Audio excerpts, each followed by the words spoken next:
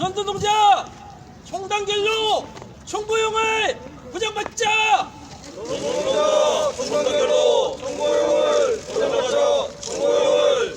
올해 들어만 벌써 4명의 노동자가 사망을 했습니다. 작년 8월 이후로 5명의 노동자가 사망을 했고 그 투쟁을 힘있게 진행하고 있습니다. 네, 반갑습니다. 전국 금속노동자 현대종합지부 지부장 조경근입니다. 네, 바쁜 일정 속에서도 지금 전국 상황에서 중대재해 중점 사업장이 현대중공업, 물론 이천 물류센터에서 수많은 노동자가 억울한 죽임을 당했습니다. 그러나 코로나 전국에서 200 몇십 명이 우리가 운명을 달리했습니다. 코로나 감염병 때문에. 그러나 현대중공업은 단일 기업으로서 1974년 해살 건립 이후 지금까지 467명의 노동자가 죽임을 당했습니다. 이 또한 이 숫자는 공식적 숫자고 그에 나타나지 않는 숫자는 엄청날 거라고 생각합니다. 그 숫자를 배열해보면 1년에 거의 10여 명씩 죽어나왔습니다. 어떤 데는 1년에 20명, 또 어떤 데는 30명, 최근에 16년 때는 12명, 10명. 이것이 추모 집회를 하는데 당연히 죽어나가는구나. 추모 집회를 하고 돌아왔으면은 또 노동자 추모 집회를 하고. 그래서 옆에 사람이 죽어나가도 또 오늘 죽어나가는구나 하면서 옆에 다른 노동자들은 망치 소리를 또 냅니다. 좀 전에 민요총 우리 임원들께서 말씀했지만은 현대중공업은 정말 악덕 기업입니다. 고노갑이 회장이 부임하면서부터 14년부터 지금까지 33명의 노동자가 죽어나갔습니다. 그리고 조선 경기가 안 좋은 이유로 해서 조선사회의 바닥을 칠 때 3만 5천 명의 노동자를 쫓아냈습니다. 그 가운데서도 정몽준, 정긴선에 이어지는 세습경에 대해서 준비를 하고 있었습니다. 작년에 회사가 어렵다 이야기를 들어서 노동조합에서는 조합원들의 원석을 사면서도 임금 동결에 가까운 잠정 합의를 해서 총회를 붙이려고 공고를 했습니다. 그런데 노동조합에 진정 있게 다가서는 회사를 걱정하는 마음이 어디론가 사라지고 회사는 수개월 전부터 대우조선을 인수해서 그로 인한 법인 분할을 통해서 총수일과 세습 경영을 준비하고 있습니다. 얼마나 볼통 터지는 일입니까? 그것이 회사 원인적으로 해서 노동조합에서는 노동자들 함께 최소한의 저항을 했습니다. 생존권을 사숙해서 저항을 했던 것입니다. 그런데 그 문제가 아직도 해결 안 되고 있습니다. 그러니 현장에는 얼마나 불안정합니다. 그래서 원래만 5명의 노동자가 또 죽어다 떨어져 죽고 물에 빠져 죽고 끼어서 목이 덜렁덜렁해서 죽어나가고 빅도의 몸 상체가 짓눌려 죽고 있습니다. 지금 이 시간에도 얼마나 무시무시한 위험에 노출돼서 조선소 노동자들 일을 하고 있습니다. 문재인 정부 사람 존중, 노동 존중이라고 외쳤지만은 그 어떤 정책을 한 번도 찾아볼 수 없어.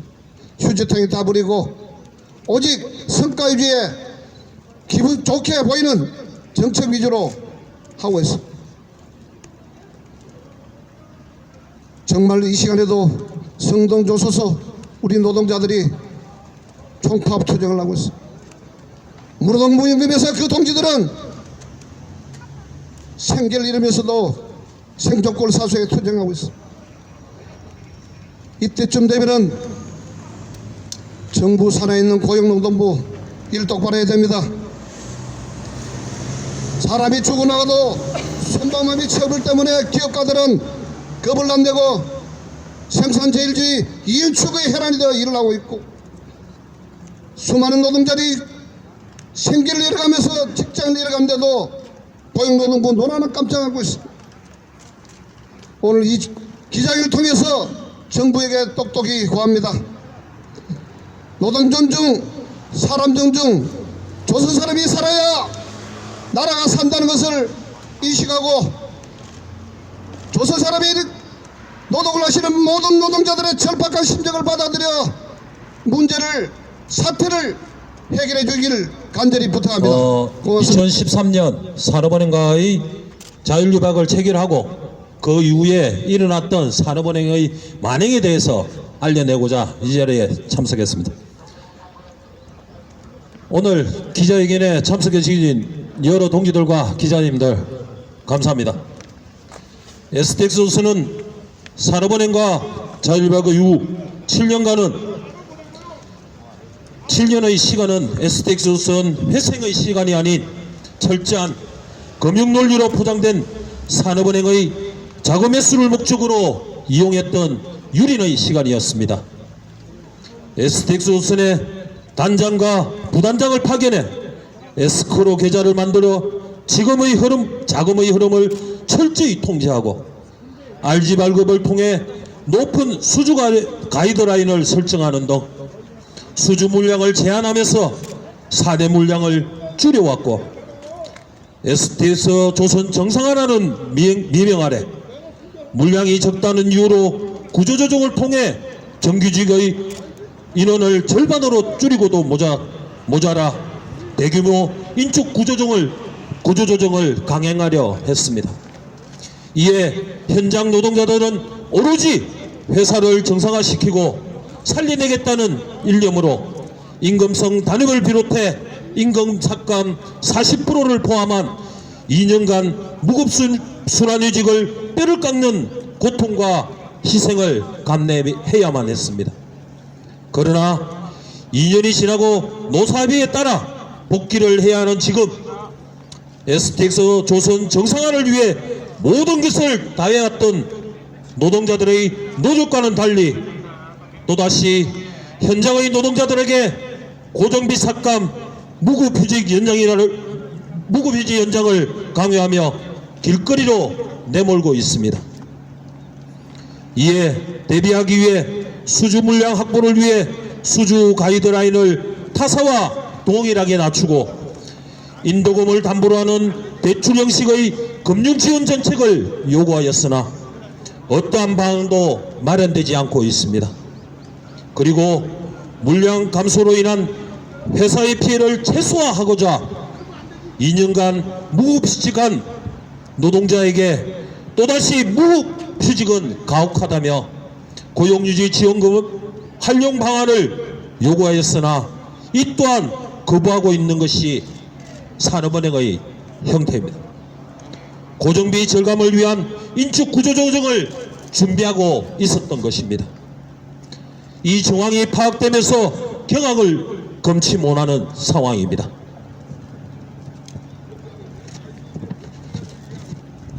그리고 코로나 사태로 대통령은 고용유지 일자리 창출을 해야 한다며 열린 언론에 보도하고 있지만 정작 국가기관 산업인 산업은행은 일자리를 없애고 구조조정을 통해 노동자들을 길거리로 내몰고 있는 민낯을 알리고자 이 자리에 섰습니다. 제가 감사합니다. 2009년부터 민주노총 일을 하다 보니까 조선업 관련해서 부침이 어떠했는지를 옆에서 그리고 함께 봤습니다. 정부에서는 아까 박근혜 정권 이야기했는데 사양산업이다, 조선업은 어렵다 이런 얘기했을 때 노동조합을 중심으로 노동자들이 이야기했습니다. 아니다. 지금까지 역사적으로 전 세계 조선업을 보면 일정 정도 하향 국면이 있지만 호황이 온다. 그런데 그것에 대해서 미리미리 준비하지 않으면 아무리 호황기가 와도 실제로 실력으로 보거나 예를 들면 일할 수 있는 사람이 없기 때문에 할 수 없다. 그렇기 때문에 지금부터라도 어렵더라도 지켜야 된다 이야기했고, 지금 2018년, 19년, 2020년 들어와서 결국 노동조합과 노동자의 말이 맞았다라고 하는 것을 확인하고 있습니다. 그때 외쳤던 여러 가지 중에 대형 조선소, 소형 조선소만이 아니라 중형 조선소도 살려라 라는 이야기를 민주노총과 함께 금속노조 관련한 노동조합이 계속했습니다. 그런데 여전히 중형조선소는 끊임없이 구조조정 문제와 정말 회사의 존폐 속에서 노동자들의 구조조정 문제에 시달리고 있습니다. 뿐만 아니라 제일 잘 나간다는 현대중공업, 제가 현대중공업이란 단어를 가장 많이 들을 때는 주로 사망사고 있을 때인 것 같습니다.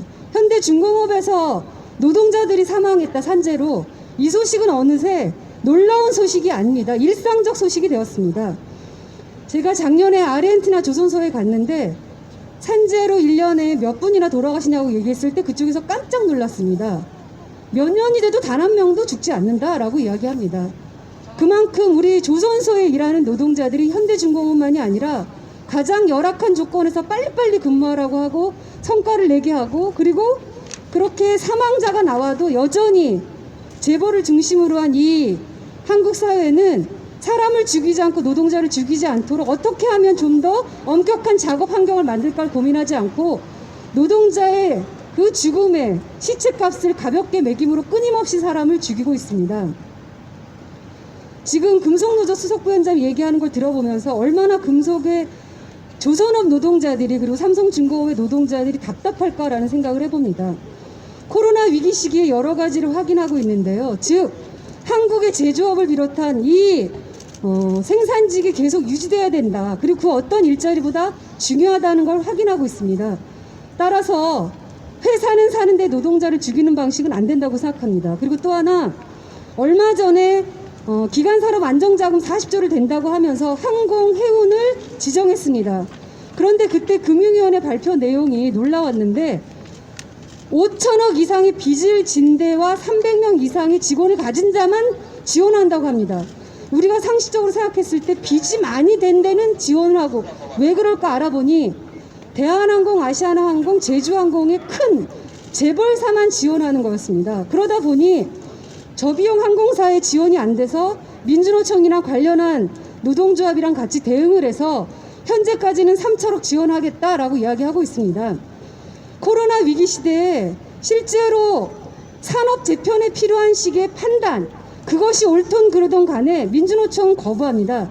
지금 모두 다 죽겠다, 이런 상황입니다. 따라서 조건 없이 모든 회사와 노동자들이 살 수 있는 고용유지 방안을 제시해야 됩니다. 조건 없이 산업은행과 금융위원회와 산자부는 모든 조선소에 대한 지원을 통해서 노동자의 일자리를 지켜야 됩니다. 그리고 이 모든 컨트롤 타워는 당연히 청와대가 하고 있어야 되고 할 것이라고 생각합니다.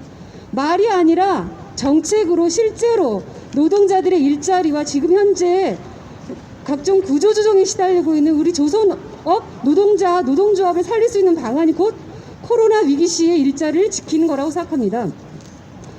왜 현대중공업이 제가 사업장을 출입할 때 가장 화가 나는 것입니다. 얼마나 노무가 나쁘면 민주노총 수석부위원장이든 위원장이 현대중공업 들어갈 때도 그렇게 기분 나쁘게 합니다.